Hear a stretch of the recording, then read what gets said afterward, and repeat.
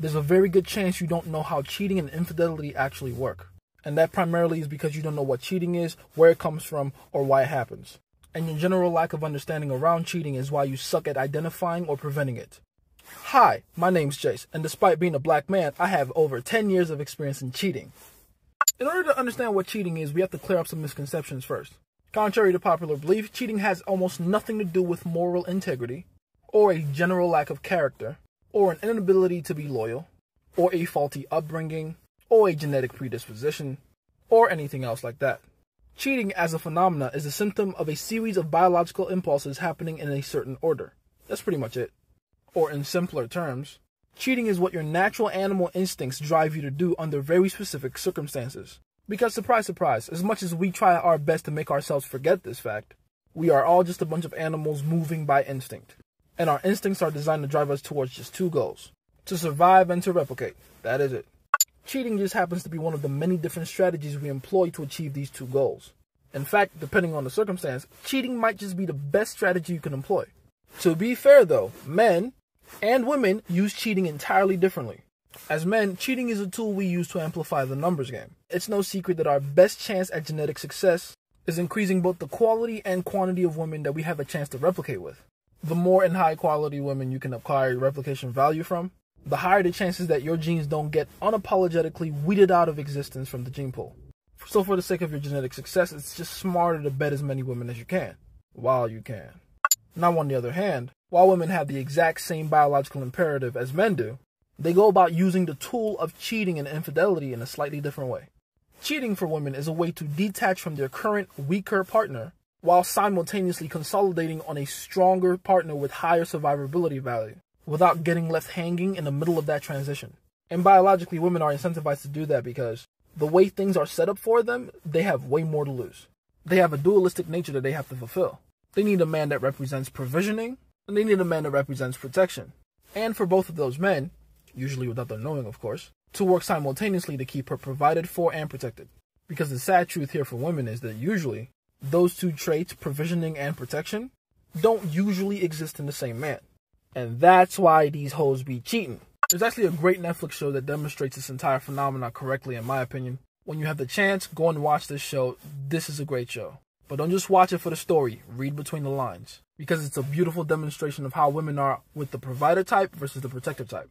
And by the way, it also helps me to explain something that I've been trying to tell people for years about how women choose in their dualistic nature. Or if they even have a dualistic nature for that matter. Let me explain. You see, if you're like me and you're super into evolutionary psychology, then the concept of the provider type versus the protector type is something you're equally fascinated with. In general, it's said that women start out in life valuing the protector type. And then as they get older and mature, whatever that means, they begin to see more value in the provider type. Or bad boys have all the fun, and nice guys finish last. Or alpha fucks beta bucks, or she grows out of her bad boy phase, whatever the fuck y'all are saying these days. But if you've observed female nature on a long enough time frame, you'll begin to observe something very interesting. The so-called bad boy isn't the phase, the nice guy is. Remember that show on Netflix I was telling you about? Perfectly demonstrates this to a T. So this chick, the central point of the show, used to be with this dude over here, the bad boy archetype. The relationship was toxic, chaotic, rocky, all that stuff. So he leaves her and then she gets with him later. Our nice guy of the show. And I really want to put an emphasis on nice. He's stable, has an amazing career, has 2 kids with her, intelligent, well-spoken, all that jazz. Except 8 years into his marriage with this chick, this guy shows back up into the picture. And he's the exact opposite of nice guy over here, obviously. And it's at that point where I begin to ask very interesting questions. Like, for one, if the bond between this chick and her husband were really that close and that strong, then how the fuck did this guy from 8 years in the past come back to ruin it? Because quite honestly, the entirety of this show is just her trying to choose between him and him. That's it. And I'm like, sis, you have a husband and 2 kids. This guy should have never been a factor in the first place. So how the fuck is he? I'll tell you how. There are 2 main types of guys, the protector and the provider, but in reality, those are the 2 extremes. Because in every woman's mind, there's also 2 other kinds of guys. The guys in the middle. There are providers, there are protectors, there are providers who protect, and there are protectors who provide. Every woman swears what they want is the provider who has the capacity to protect. But if you really observe their actions closely, you'll come to find that what they actually want is the protector with the willingness to provide. The warrior in the garden, so to speak. By the way, this guy's handsome. And this show demonstrates that perfectly. This is the guy she really wants. This guy over here is the placeholder. And spoiler alert, that's what the ending of the show reflects. She doesn't leave her husband, but she runs to his house, on barefoot I believe, to go get some dick. And again, I just said go get some dick in lighthearted jest. But taking into account the seriousness of that biological event, what she's actually doing is giving this guy access to her replication value. And by the way, a lot more than she ever gave this guy. And that's her husband. That's the guy that's far more physically, psychologically, financially, and otherwise invested in her. Do with that information what you will. This show, Sex Life, isn't the only show that perfectly demonstrates the difference between the provider type and the protector type. In fact, if at all you were paying attention, the 2010s were dominated by stories like this. And the best ones had the two middle types like this go at each other. The provider type with the ability to protect, and the protector type with the willingness to provide, trying to win the affections of the central girl of the story. But for this video, we're going to talk about the two extremes, the provider and the protector. I'm going to be giving you a bunch of major differences between these two archetypes.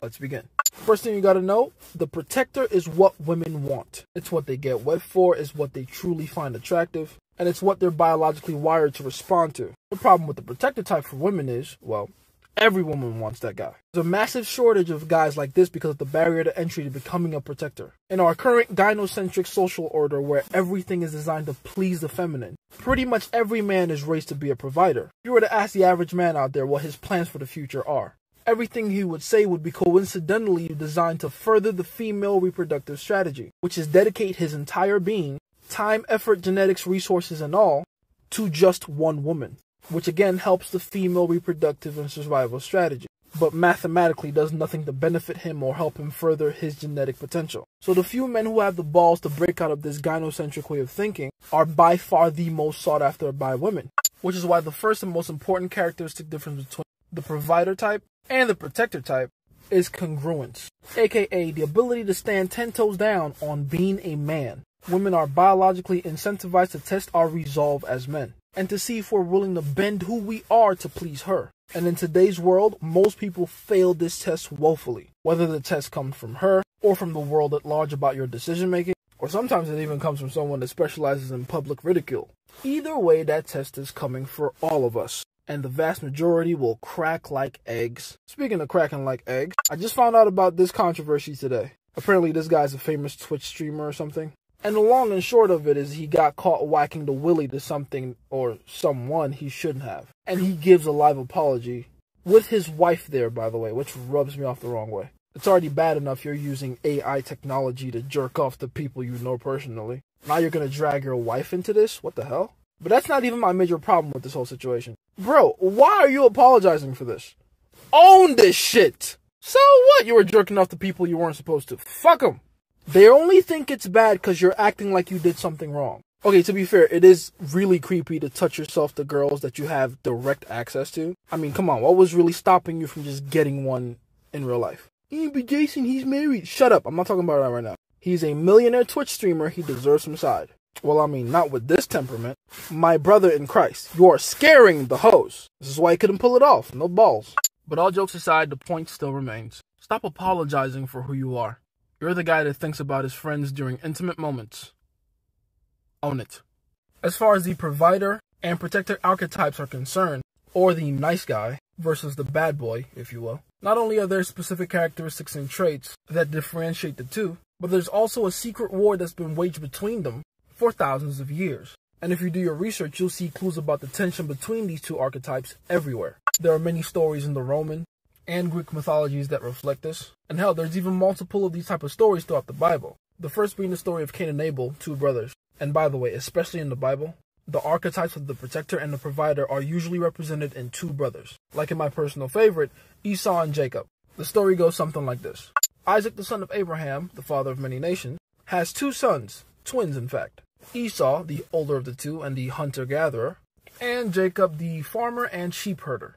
Now promise me you'll pay close attention here, because understanding the intricacies and nuances within this story will help you understand the major characteristics and traits of the provider and the protector types, okay? Now, like every good father, Isaac had something that he got from his father that he needed to pass on to his son. His firstborn son, to be specific. And it was called a birthright. Think about it like a prayer or a spell. Basically a string of words said in a particular order, passed down to him by his father Abraham, that provided him with amazing fortune. And in turn, he would pass it on to his firstborn son, Esau.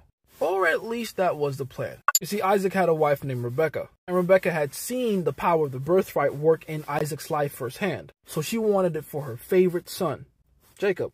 You see, Jacob was a mama's boy. Compared to his hyper-masculine, overly aggressive brute of a twin brother, Jacob was a sweet, soft-spoken young gentleman. He was kind and compassionate, and even went out of his way to please people. Sure, he wasn't as strong or as competent a leader as his brother, but what he lacked in confidence and competence, he more than made up for in charm and generosity. So because of all this, Jacob's mom, Rebekah, felt that Jacob was more suited for the blessing of the birthright than Esau was.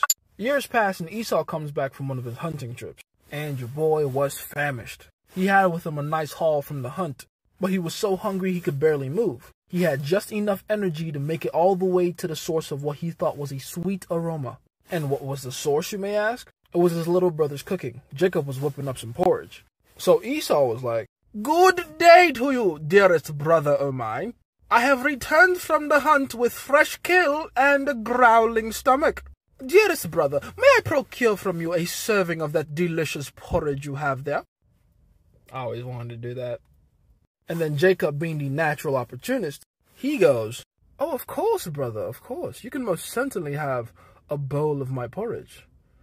But I do wonder, what is it that you could give me that would be said to be of equal value?"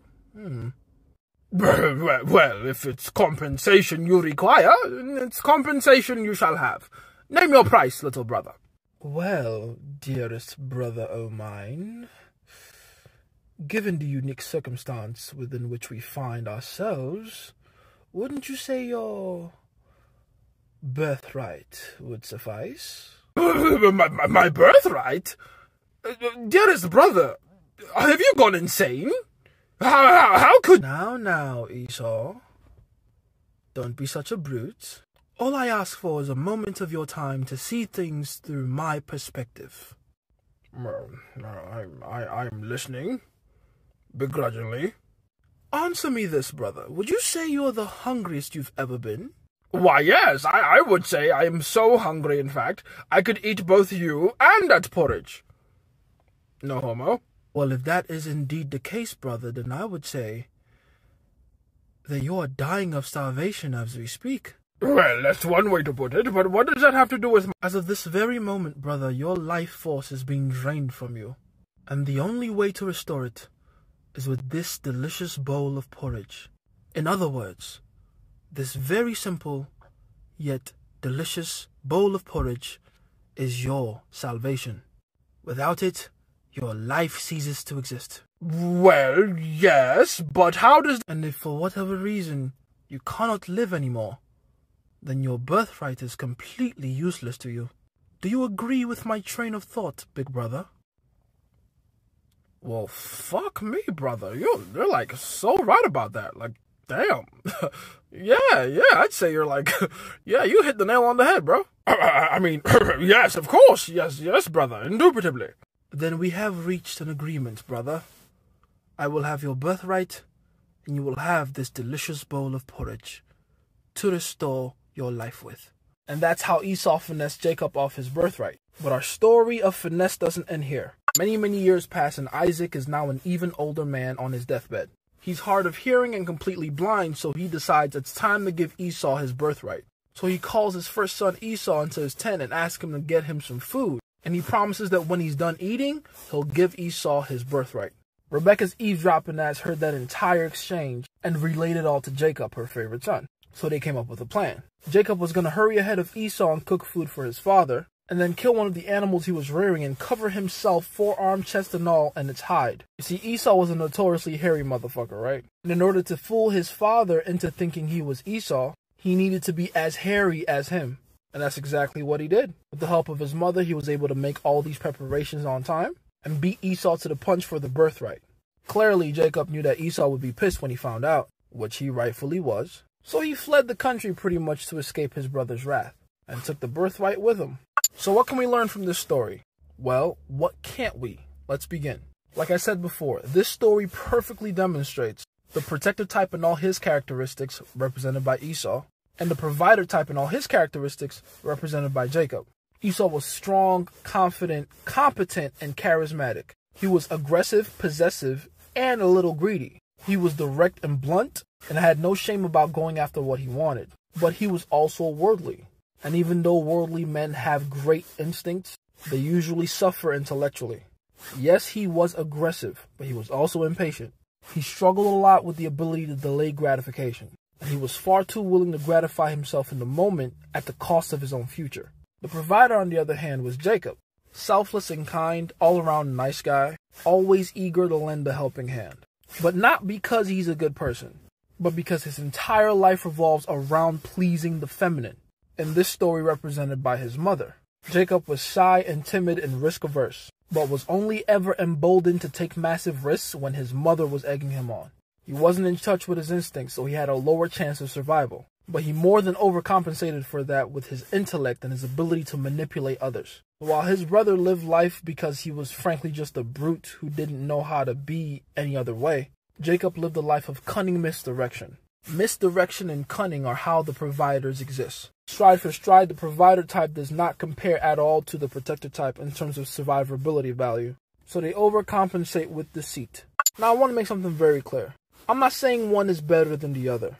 The world needs providers, just like it needs protectors. But I'm telling you right now, as a man, you're going to get a lot more of what you want if you lean closer towards protector. Because providers get treated like dog shit, bro. They have to do so much more for so much less.